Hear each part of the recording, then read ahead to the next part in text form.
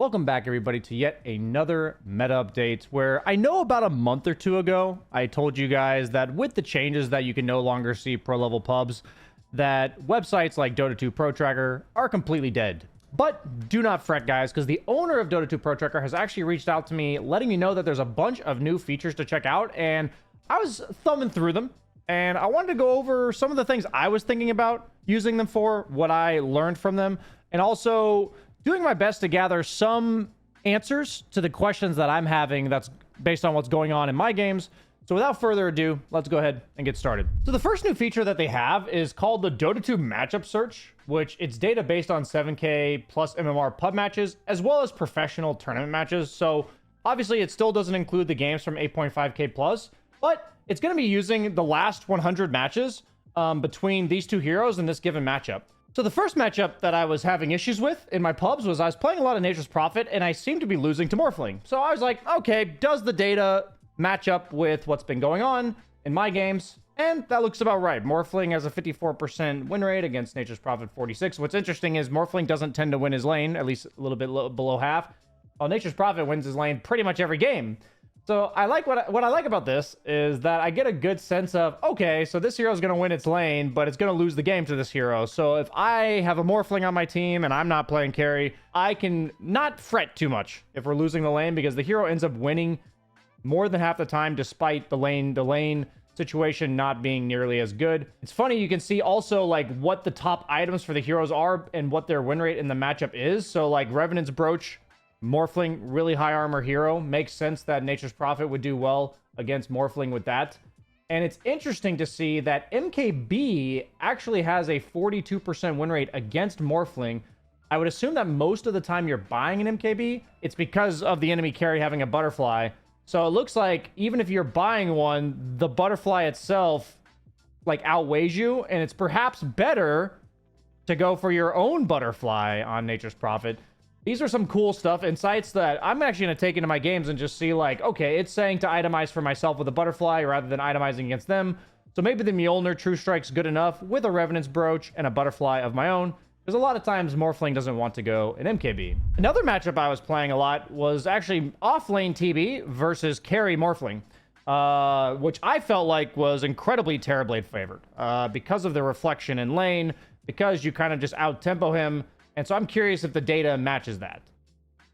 And that is the complete opposite of what's been happening in my games. It looks like Terrorblades has a 34% win rate against Morphling in the last 100 games. So, and it looks like they're both about even in terms of their lane win rate between the two of them. I'm actually not sure how that works if they're laning against each other based on 73 matches, it looks like. So the lane seems to go about even, and Terrorblade off lane is apparently losing to Morphling. The reason why I thought it was good versus Morphling was because Morphling is purely physical damage nowadays. He doesn't have like E-Blade Conda build anymore, not even leveling Adaptive Strike, which Terrorblade is good against. I'm curious what people are going on TB that's making them lose these games. So it looks like all of these items are likely going to have a negative win rate. Scotty has a positive, Butterfly has a positive, so we're seeing a theme that Butterfly is quite good versus Morphling. Nullifier, MKB... But what I'm also noticing, because a lot of these items are not being bought very often, that it looks like the likes of like Dragonlance, Pipe. I guess you're probably not outranging Morphling because he's just going to waveform on top of you. By the time you have Orchid, it's probably he's going to have Manta by that point.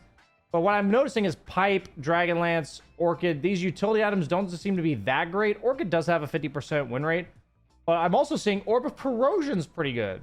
Okay, I don't think I've been going Orb of Corrosion in my games, but I would strongly consider going Treads, Falcon Blade, Orb of Corrosion, or even like Orb of Corrosion straight into Treads if I already have a neutral item that gives me mana regen.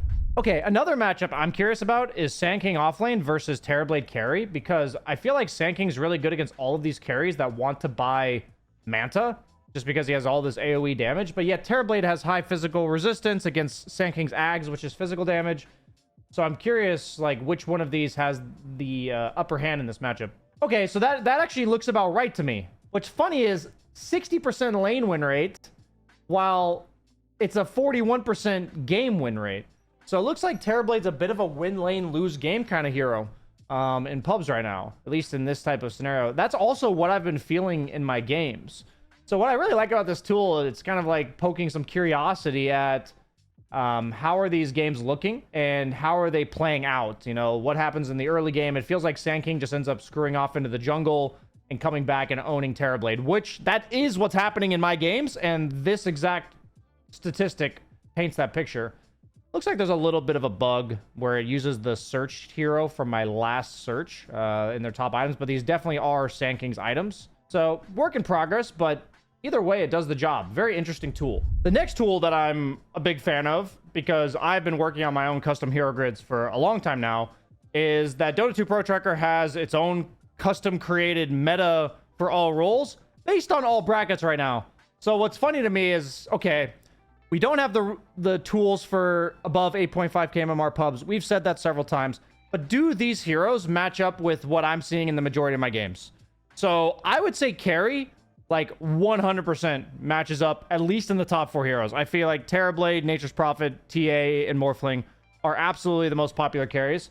I do see a decent portion of Slark and PA in my games. Not as much so Ursa, but I do feel like kill carries are kind of coming back. And so I'm wondering if this is something where perhaps the lower MMRs are ahead of the meta of what us mere, 8.5k plus players are doing.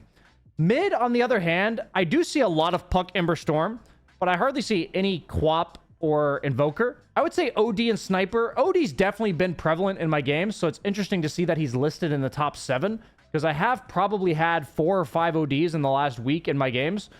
So maybe that hero stocks are on the rise. But I would say that this mid pool, it's like 75% accurate for what you'd get in the top tier pubs. So even if you're trying your best to copy what are in pubs, I would say this is accurate thus far. Offlane, definitely a ton of Wraith Kings, Sand Kings, and Beastmasters.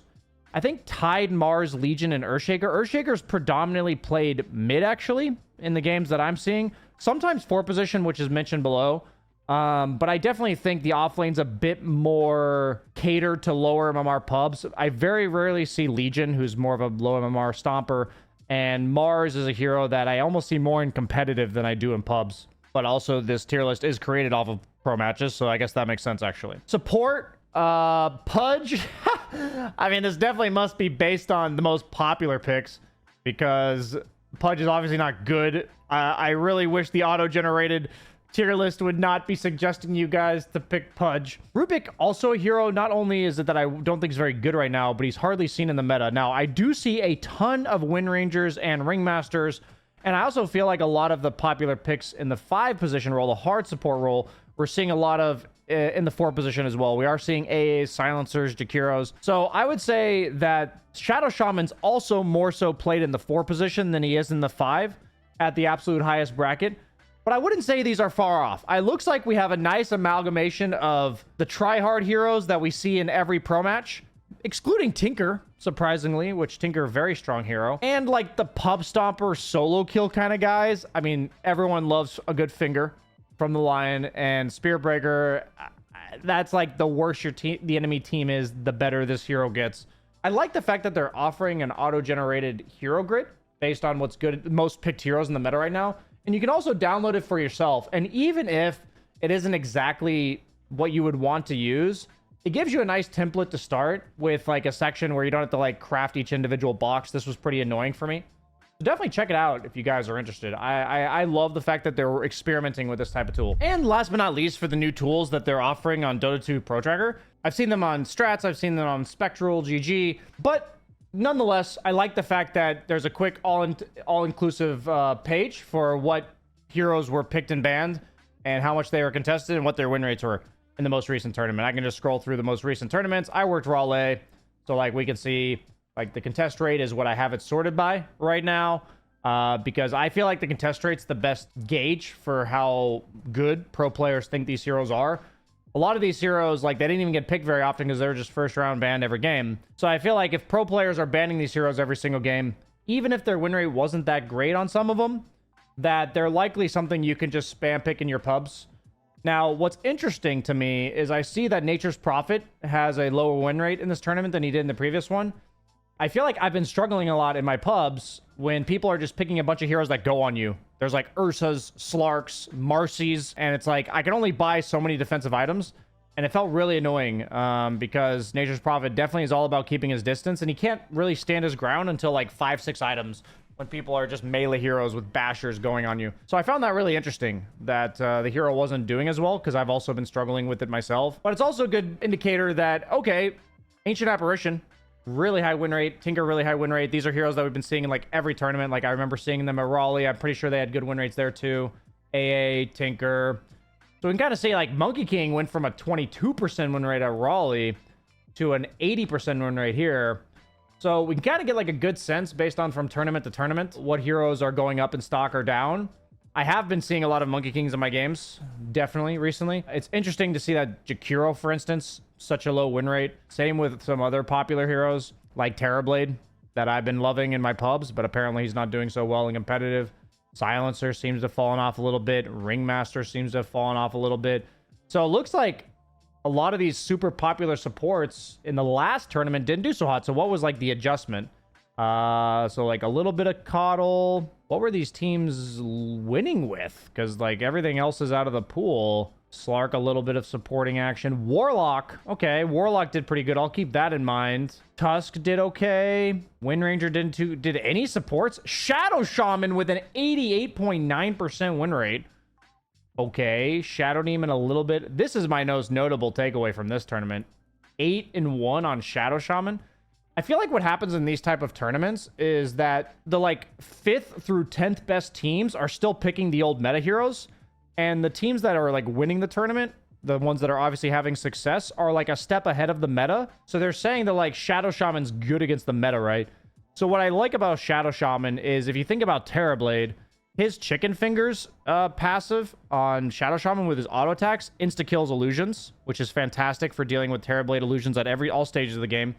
But then he's also really good with his insta-hex against heroes like Morphling that are very popular right now. So yeah, that makes a lot of sense. Interesting to be able to scroll through all the pages. So the reason why I wanted to talk about this is because I myself was promised that there were going to be new features coming out on stuff like Dota 2 Pro Tracker. And I also wanted to lean away from just looking at statistics.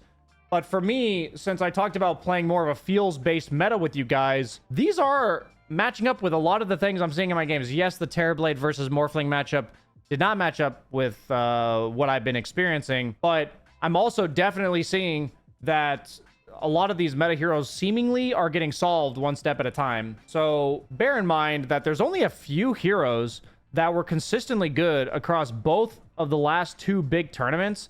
And that was like Tinker, AA, Beastmaster, Sand King, Morphling. Even the likes of like Nature's Prophet, Tiny have like fallen off. The Jakiros, the Ringmasters, super popular supports for the last month and a half or 2 did not have good win rates. Silencer as well. I think there's a lot that we can keep up with through these statistics. But what I think is interesting for you guys as like a meta report, you know, what I think you guys should be picking is that usually whatever's happening in pro or whatever people are able to watch is going to kind of bleed down into your guys' games, right? Slowly but surely. So I'm going to make the prediction right now that Shadow Shaman, if he's not already getting picked in your games, now's the time to ramp up his stonks. But also bear in mind that the heroes that were good like 2-3 weeks ago might be the best options in your pubs because people haven't maybe been playing against them long enough to solve them. So maybe, I'm just throwing this out there, that if we looked at like ESL Raleigh and we saw that Nature's Prophet's doing really well, Terrorblade did really well, these are heroes that might do really well in your games because of the fact that people haven't had a lot of exposure to them just yet. I'd love to hear what your guys' experiences in your pubs, as well as just generally what you're seeing happening around you, whether you're the person playing Terrorblade or whether or not people in your games are picking Terrorblade off lane and doing really poorly, doing really well. When it comes to my own hero grid, I did promise you guys a bit of an update from last week. So I actually haven't moved too many heroes around, but I have noticed something. And that's, oddly enough, a problem that's only going to happen if you're 8.5k or above, is that the majority of people in my bracket just don't play support. And most of my lobbies have 8 or 9 people in them that play core. So there's like 2 actual support players, and the majority of the time people are picking Slark or Pudge. Honestly, I've had so many Slarks and Pudges, whether it's on my team or the enemy team. Most of them ruin the game. So oddly enough, my meta update is that I think my job is to be able to be a core that's willing and able to play support when necessary. I want this to be a bit of a PSA because I've realized that I want to be an example of who I wish you guys would be, I wish my teammates would be. And what I mean by that is when I see a lobby of 8 to 9 core players, I would love to imagine a world where 6 of them get to play core and the other 2 or 3 have to play support. And those 2 or 3 pick the likes of Jakiro, Shadow Shaman, Wind Ranger, Tinker, AA, Silencer, and they're actually supporting.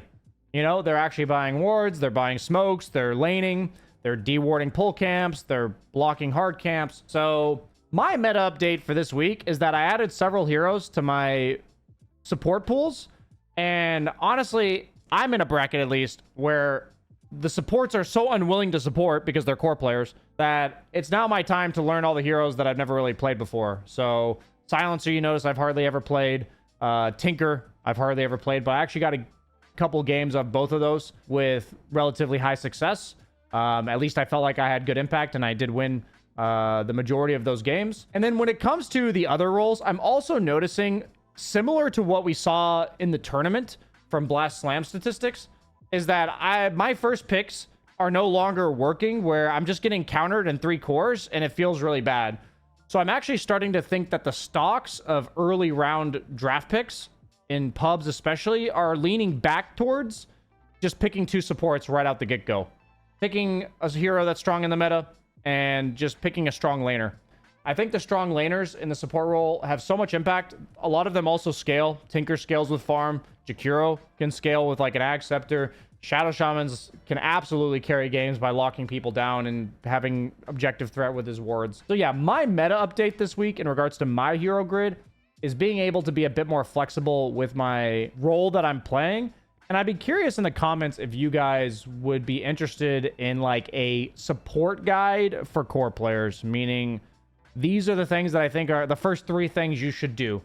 Something along those lines, because I'm wondering if this is a problem that you guys are also dealing with. I know you have role queue, but people still need to like get their role queue tokens. Are you core players just completely unwilling to play support? Is it a lack of information out there? I am going to get to the bottom of this. I'm going to keep digging to find out what exactly is causing this. How prevalent is it in all the Dota 2 community? Is it just a bunch of us basement dweller, 8.5k plus players in the Immortal draft bracket that just don't have enough lives and social skills to be able to coordinate and pick decent heroes? Or is it a community-wide thing that seems to be plaguing everyone? We're gonna find out. Please let me know in the comments. Come into my Twitch stream, let me know. I'm curious what content you guys are looking for. For today's sponsor, this video has been brought to you guys by yours truly, the website that I've made. I have invested hundreds of dollars into bsjdota.com, giving you all of the latest news with Brad G. I mean, BSJ and the coaching content, the YouTube content, the personal content, the Twitch content, a monthly blog, and more. Check it out now. Hundreds of dollars, guys. Get it while it's hot. We'll be putting a lot more effort into this as well as the community. Please check it out yourselves, bsjdota.com. Thank you so much for watching, guys. Hope you enjoyed this meta update, and I'll see you guys in the next one.